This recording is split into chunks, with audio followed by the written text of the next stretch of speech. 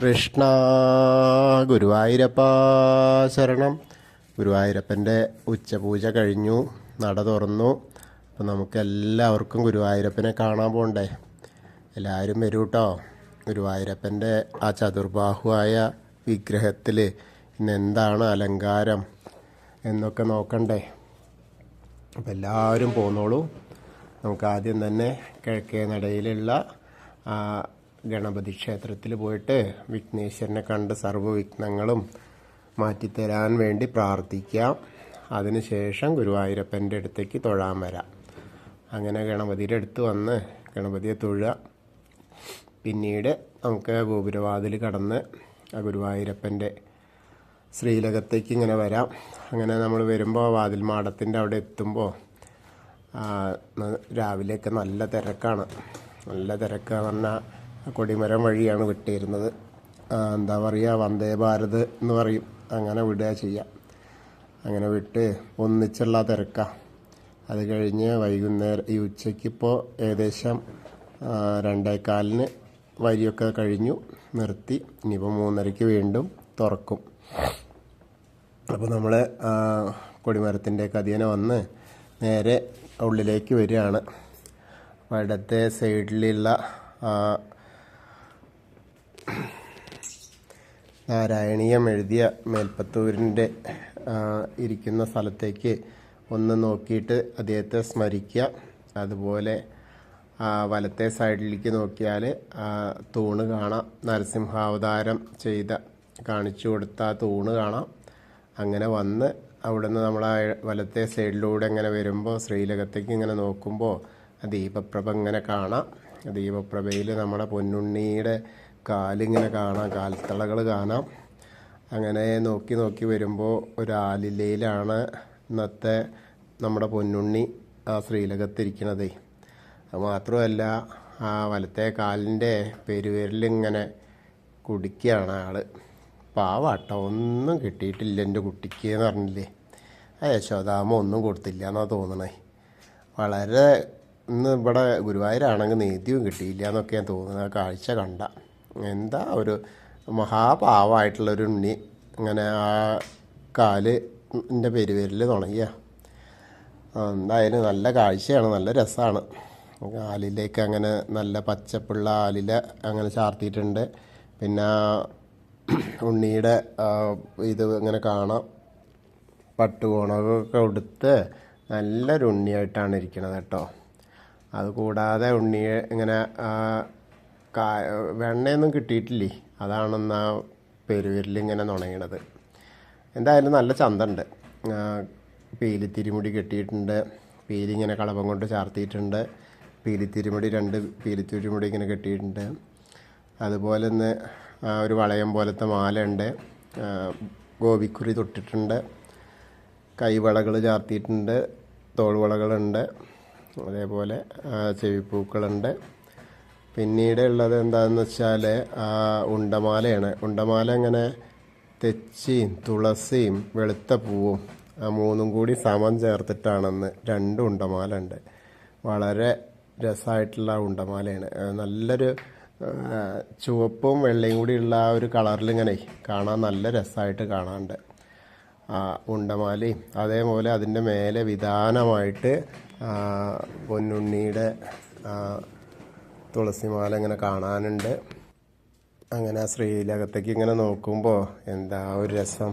അപ്പോൾ നമ്മുടെ പൊന്നുണ്ണീനെ കണ്ട് ആ കളഭാലങ്കാരം കണ്ട് തൊഴാം. അപ്പോൾ എല്ലാവരും തൊഴുതോളൂ കേട്ടോ. ഗുരുവായൂരപ്പൻ്റെ ശ്രീലകത്തെ ഇന്നത്തെ കളഭാലങ്കാരം കാല് നുണയുന്ന, കാലിൻ്റെ വിരൽ നുണയുന്ന പൊന്നുണ്ണിക്കണ്ണനാണ്. ആലിലയിൽ കിടക്കുന്ന ആ പൊന്നുണ്ണിയാണ്. അപ്പോൾ കണ്ടു. ഇനി നമ്മളങ്ങനെ ഇറങ്ങി. അങ്ങനെ നമ്മൾ തിടപ്പള്ളിയിലേക്കൊക്കെ നോക്കിയിട്ട് ആ ഗണപതി ഹോമവും അതേമാതിരി ഭഗവാന് നേദ്യമൊക്കെ തയ്യാറാക്കുന്ന തിടപ്പള്ളിയിലേക്ക് നോക്കിയിട്ട് തൊഴുത് പോരാം. അങ്ങനെ ആ സപ്തമാതാക്കളെയൊക്കെ കണ്ട് ഇനി വിഘ്നേശ്വരൻ്റെ അടുത്ത് വരാം. വിഘ്നേശ്വരൻ്റെ അവിടെ വന്നിട്ട് അധികം അലങ്കാരമൊന്നുമില്ല. ആ കറുത്ത കല്ലിൻ്റെ, അതായത് ആ വിഗ്രഹത്തിൻ്റെ അതിൻ്റെ മുകളിലാണ് സ്വർണത്തിൻ്റെ പൊട്ട് ഇങ്ങനെ കാണാനുണ്ട്. പിന്നെ അതേപോലെ മാലകളുണ്ട് കേട്ടോ, മാലകളുണ്ട്. മുൻവശത്തും പുഷ്പാഞ്ജലി ചെയ്ത പൂജിച്ച പൂക്കൾ ധാരാളമുണ്ട്. അപ്പോൾ വിഘ്നേശ്വരനെ കണ്ടിങ്ങനെ തൊഴാം. ഏകദന്തം മഹാകായം തപ്തകാഞ്ചന സന്നിപം ലംബോദരം വിശാലാക്ഷം വന്ദേഹം ഗണനായകം. അങ്ങനെ വിഘ്നേശ്വരനെ കണ്ട് സരസ്വതി ദേവീനെ നോക്കിയ സരസ്വതി ദേവിയുടെ അടുത്തുനിന്ന് തെച്ചിപ്പൂവും തുളസിപ്പൂവും ഒക്കെ ആയിട്ടുള്ള ആ വലിയ ഉണ്ടമാലയാണ്, വലിയ മാല. അതിങ്ങനെ ആ ഫോട്ടോൻ്റെ മുകളിൽ ചാർത്തിയിട്ടുണ്ട്. അങ്ങനെ കണ്ട് തൊഴാം. സരസ്വതി നമസ്തുഭ്യം വരദേ കാമരൂപിണി വിദ്യാരംഭം കരിഷ്യാമി സിദ്ധിർഭവതു മേ സദാ. അങ്ങനെ കണ്ട് തൊഴുത് അങ്ങനെ സൈഡിലൂടെ അങ്ങനെ വരാം. സൈഡിലൂടെ അങ്ങനെ വരുമ്പോൾ വിഘ്നേശ്വരൻ്റെ ചെറിയ വിഗ്രഹം കാണാം. പിന്നെ ദശാവതാര രൂപങ്ങളായ മത്സ്യകൂർമ്മ, വരാഹം, നരസിംഹം വരെ അങ്ങനെ ആ മേൽശാന്തിയുടെ അതുവറ്റം കാണാം. അവിടുന്ന് മേൽശാന്തിയുടെ അവിടുന്ന് പ്രസാദമൊക്കെ വാങ്ങി ബാക്കി ഇങ്ങനെ നോക്കുമ്പോൾ അനന്ത പത്മനാഭസ്വാമീനെ കാണാം. അവിടെ എന്താ വെച്ചാൽ വെളുത്ത മുല്ലപ്പൂ കൊണ്ടുള്ള മാലയാണ് കെട്ടിയിട്ടുള്ളത്.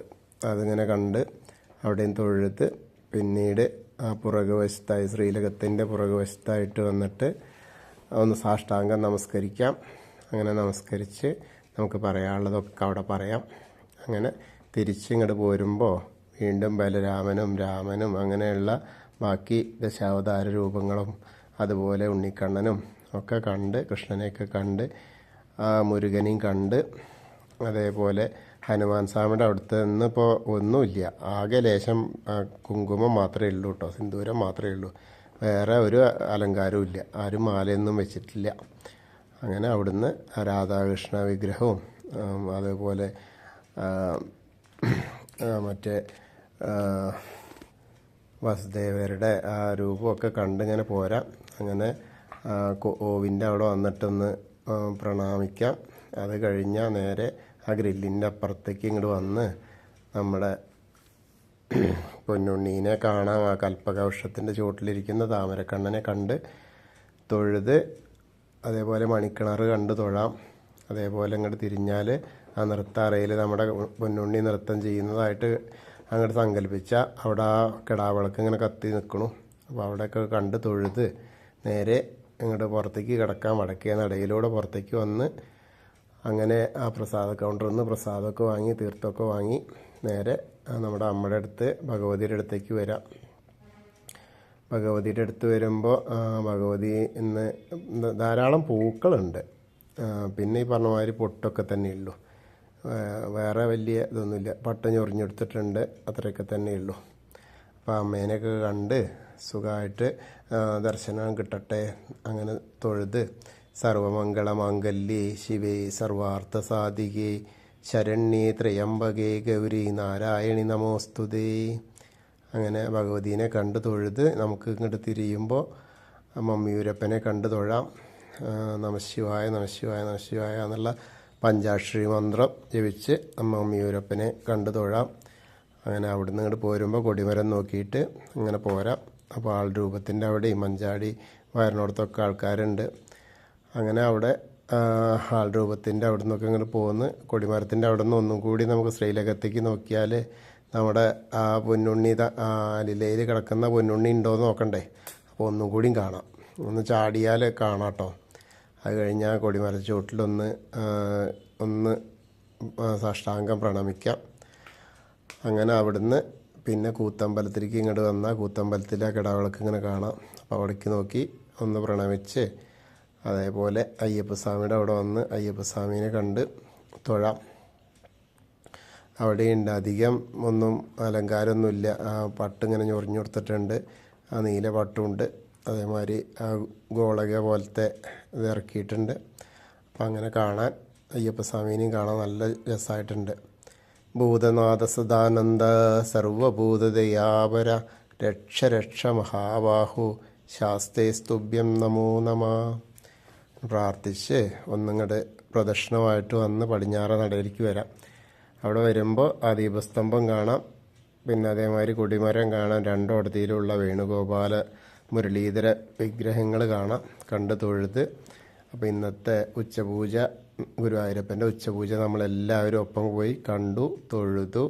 എല്ലാവർക്കും ആ ഗുരുവായൂരപ്പൻ്റെ അനുഗ്രഹം ലഭിക്കും. കൃഷ്ണായ വാസുദേവായ ഹരയേ പരമാത്മനെ പ്രണതക്ലേശനാശായ ഗോവിന്ദായ നമോ നമഃ. ഹരേ കൃഷ്ണ.